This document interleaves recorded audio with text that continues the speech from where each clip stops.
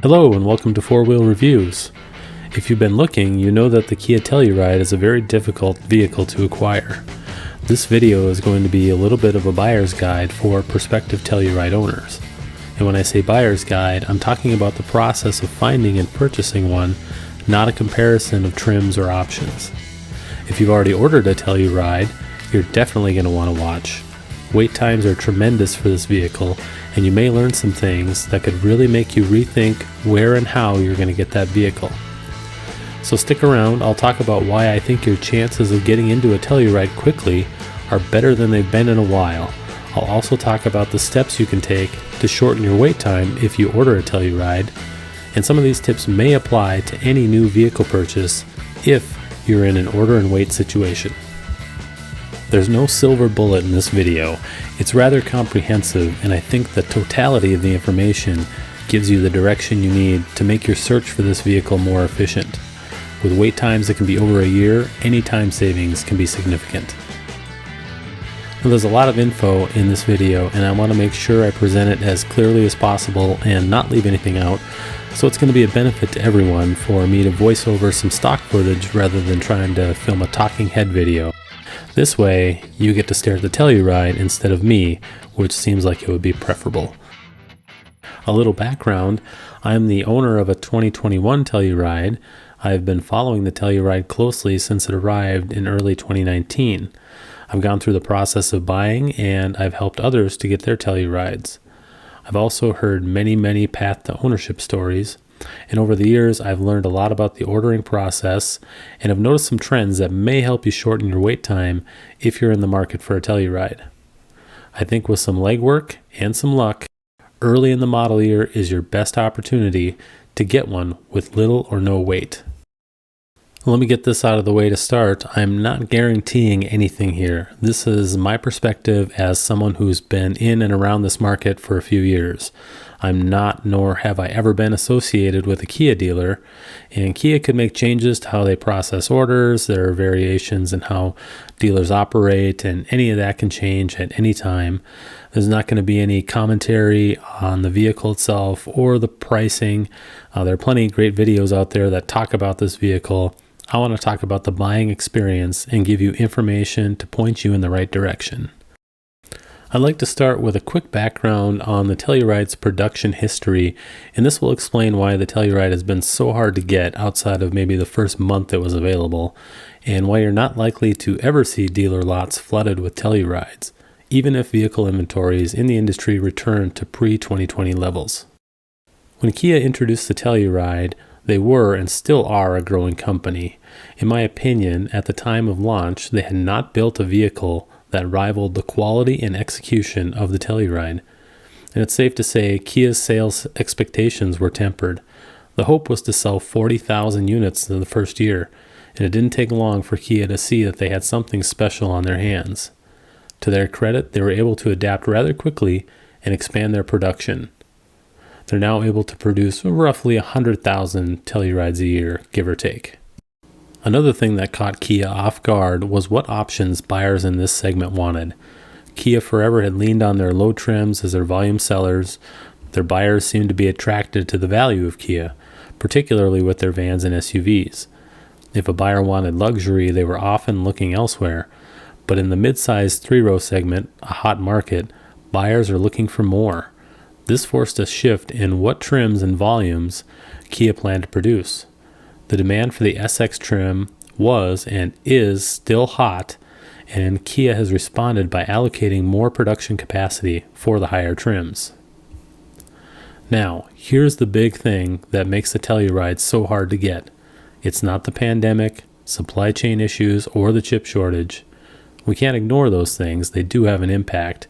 But when you get down to it, Kia's production capacity is the culprit and the reason you may never see high inventory levels of the Telluride like you once saw and may see again when you looked at other vehicles like the Ford Explorer, Honda Pilot, or any of their other competitors. Ford has had recent years they've built and sold 250,000 Explorers, so they've established the real demand for their Explorer. Until Kia has the capacity to build more Tellurides than they can sell, we'll never know the real demand for the vehicle. I've always questioned what the actual yearly demand would be for this vehicle if they could build enough of them to make them readily available for purchase. 150,000 units, 200,000, 300,000? Who knows? Kia may have an idea because they're privy to more information than we are, but until they can actually produce to meet the demand, no one will ever know for sure because they still have to convert their prospective customers into actual customers.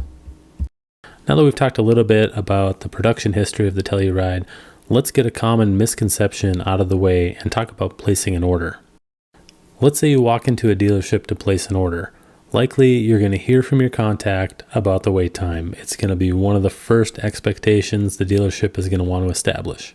And what people might not realize is that if you do place an order and they quote you a wait time in excess of 2 months, the reality is your order has not actually been picked up by Kia, and depending on the amount of time you were quoted, it may not actually be picked up by Kia for several months. In reality, you're in a line to have your order picked up when the next available vehicle allocation that fits your order comes available. You're likely on a spreadsheet at the dealership, and the dealer is managing the wait list until they have the ability to submit your order. We'll get into more detail on that later in the video. At this point, I want to take a look at why I think early in the model year is a great opportunity to get into a Telluride with little wait, if any, and it's more likely to happen if you're flexible as to what you get. Let's start out by looking back at some clues from the 2021 Telluride release, mid-2020.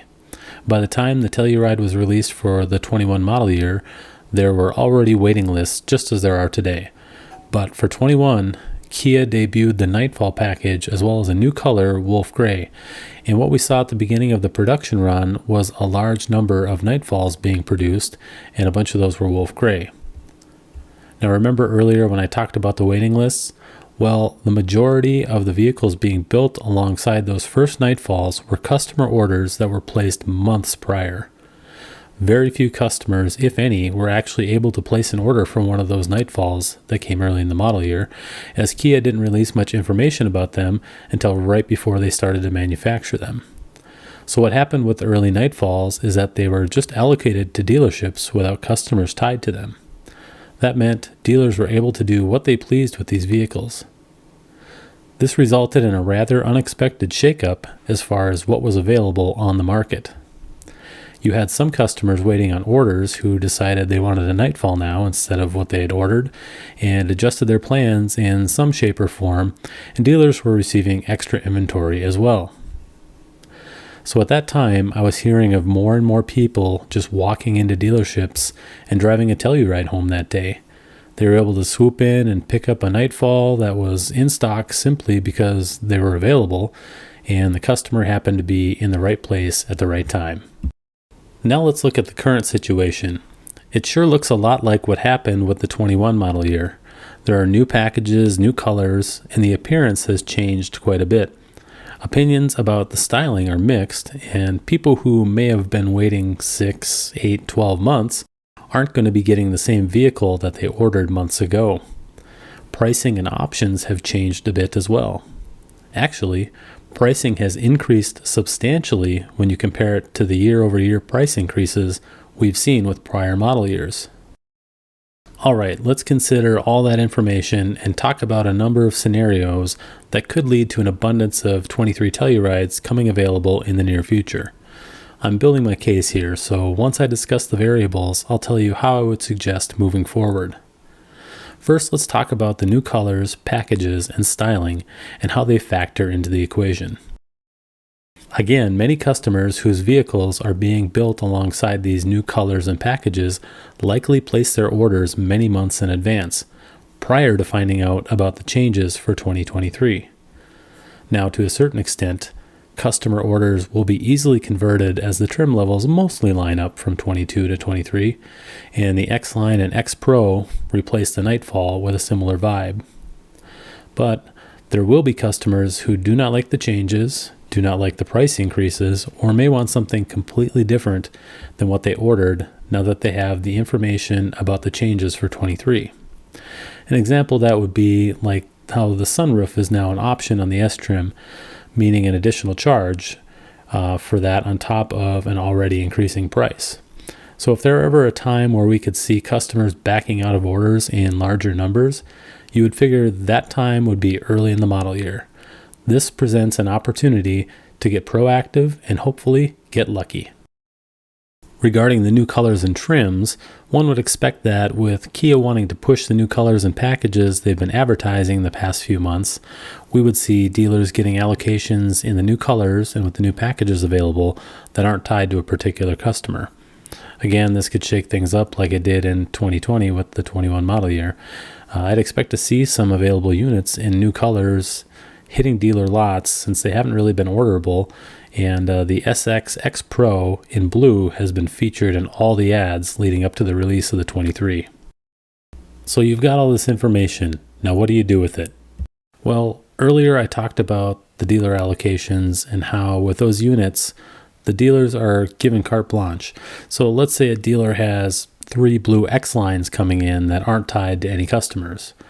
Well, dealers have the option to call their customers whose similar orders have been picked up by Kia or are on the internal waiting list and try to move them into these incoming allocations that will be arriving before their orders would. And when they do that, they'll then match those customers' units, the ones that they've now passed on in favor of one of the allocated units coming in, they'll match that to someone further down the list. Well, that's a little confusing, and it seems like a lot of work for the dealer. Well, it probably is. And that's why I think you can capitalize on this, because here's the thing that's maybe not so obvious. While you'd think the dealer would prioritize filling an order from their list of customers patiently waiting, I ask, why would they? Think of it from their perspective. They can show the vehicle if it hits the lot and offer test drives to pick up more orders.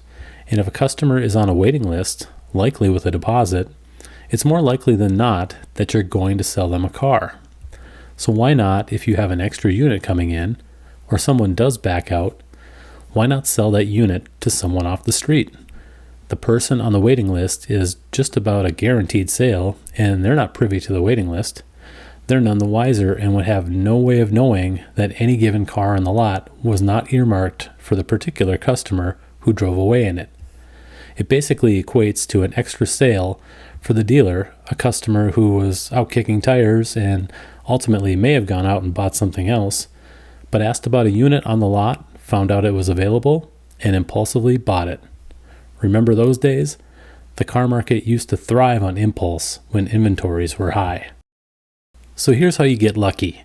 It's time to get proactive. Contact dealers, let them know you're in need of a vehicle soon. You may visit the dealer and ask about vehicles on the lot that are marked as sold.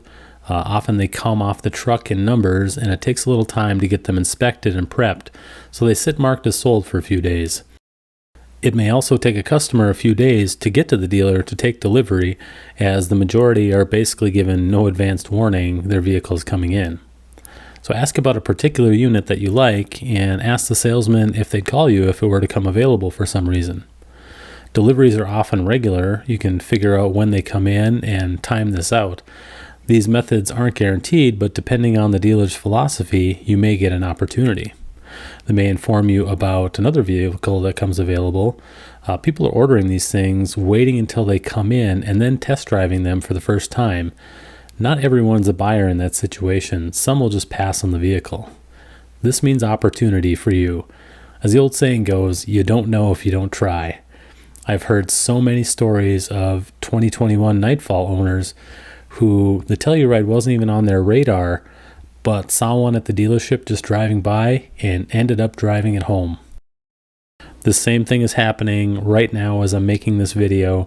There are people rolling into the dealers and driving home 23s because they're available, and there are customers that are getting proactive, ditching their order on the list and finding one that's either incoming sooner or available on the lot and driving it home. Now, you may ask, are dealers at risk of losing out on waitlist customers if they aren't bumping them up and they end up waiting too long? Well, maybe. But if the dealer is upfront with a timeline, it's likely the order will match up with that time frame. So in effect, they're delivering on expectations in the end. And well, the waitlists aren't getting any smaller. And I can tell you that this is a possibility. I ordered a Telluride, but I also had the opportunity to purchase one on 3 different occasions by happenstance while I was waiting, just by showing up at a dealership and asking about a vehicle on the lot. One of those was from the dealer I ordered from a month after I placed my order, and I was able to get an opportunity to buy it just by asking about a particular vehicle and asking if they would let me know if it came available. It did, although I opted to stick with the lower trim I'd ordered in the end. There were people on the waiting list all the times I had the opportunity to buy. On top of that, the Telluride I ordered is not the one I bought. I found one I liked better at another dealer the week my order arrived that was an incoming allocation, and that's what I'm driving now. I passed on my order and waited an extra 2 months for the one I bought. That didn't exactly reduce my wait time, but I did get into a vehicle that ultimately I'm happy with. The point of that story is really just to illustrate the fact that you don't need to just sit on your hands once you place an order. If you're proactive, you might have other options that come available. Well, as far as reasons I think you have an opportunity to get into a Telluride in a relative hurry, that answers the why and most of the how. In the next section, I'll cover some tips to possibly get your order faster, as well as some general tips and things to consider when attempting to purchase a Telluride. Before we move on to the next part, I just want to talk about the channel for about a minute.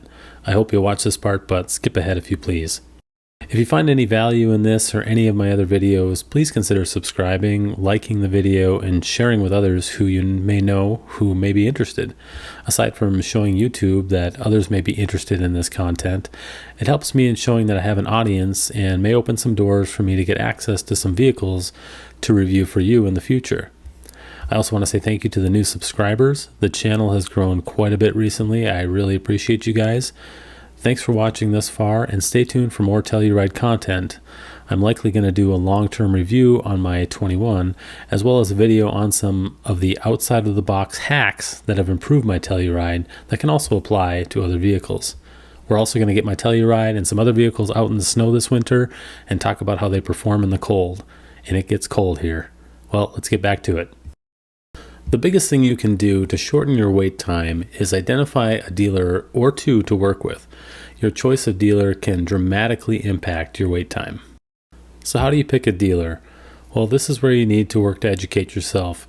Talk to some dealerships, ask the right questions, see if you can catch a Telluride owner or even a Palisade owner for that matter, just out in the world at the gas station or wherever you may bump into somebody.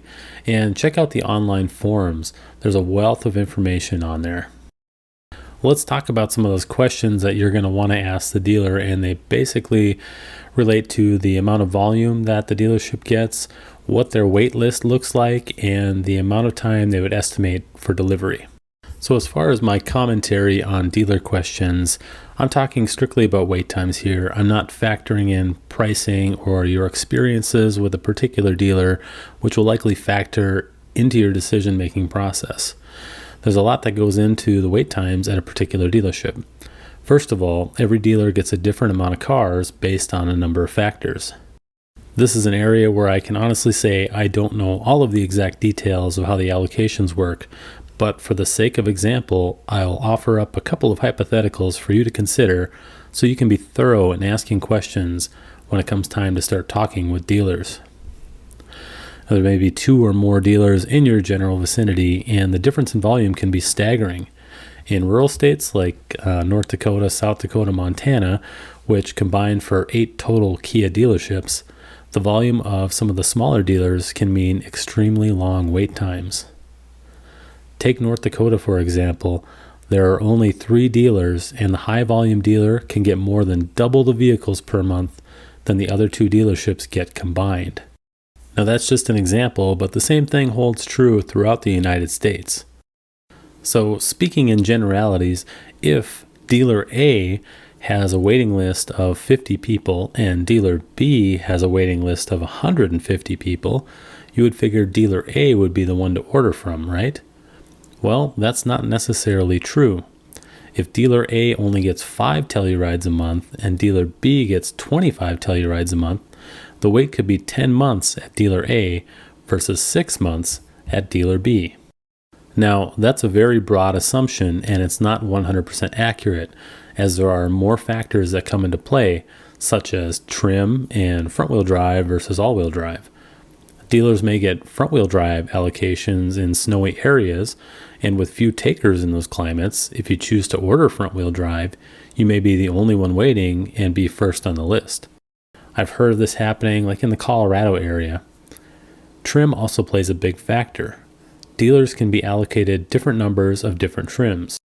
The longer waits are for the more desirable SX trim.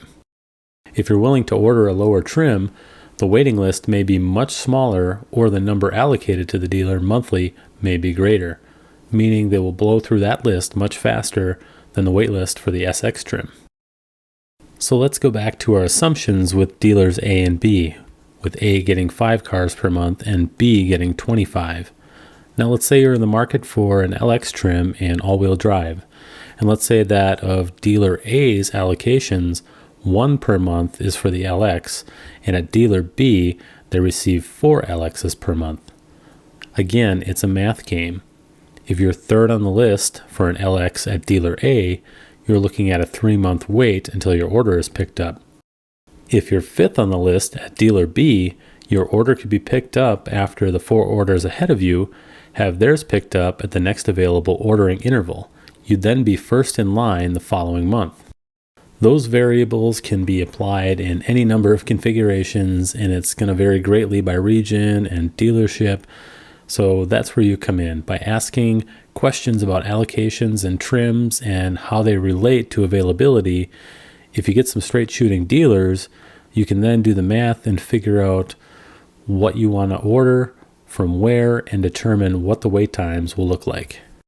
And again, just like if you were trying to just buy one off the street, I would recommend checking in with your dealer frequently, and just to see if there are any vehicles that are incoming or any vehicles that have come available that you would be able to purchase if you're looking to get one sooner.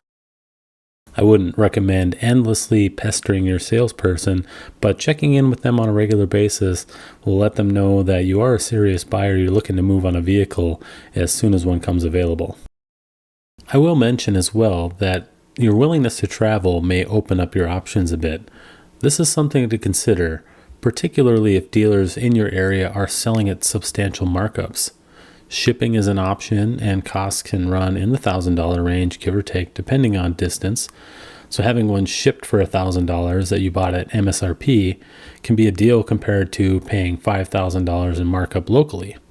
Again, you'll want to check into wait times and be sure you know what the tax situation is if you purchase a vehicle out of state. One thing you can negotiate with a dealer as well is delivery, and if they're sometimes within a 500-mile radius, they may offer delivery for you. Flying in and driving home is another option that's out there. A lot of times the dealers will pick you up from the airport, bring you to the dealership to do the paperwork, and send you on your way. It's kind of an interesting way to buy a vehicle, to start out with a road trip like that. And some people actually fly to destinations, places they want to visit, and they'll take a scenic tour on their way home. It's kind of a different idea. Well, to finish up here, I'd just like to talk about some general recommendations I have if you're in the market for a Telluride. The first is to watch as much stuff as you can here on YouTube. I do want to shout out another YouTuber on here whose videos were very helpful to me in my decision-making process, and that's Premier Kia Guy. He's a salesman at a dealer, I believe in the New Orleans area, and with the factory being in Georgia, the southeast United States sees the first Tellurides for the model year hit the ground. So he's a good resource to get quick looks at new trims, colors, and packages as they start to roll in. He films most things that are new as they come into his dealership, and they're short videos right to the point. That's a stark contrast to this video. A few more things to consider here, and the first is that there are a number of Telluride owners who are now 3 years into ownership and may have ordered new vehicles to replace theirs.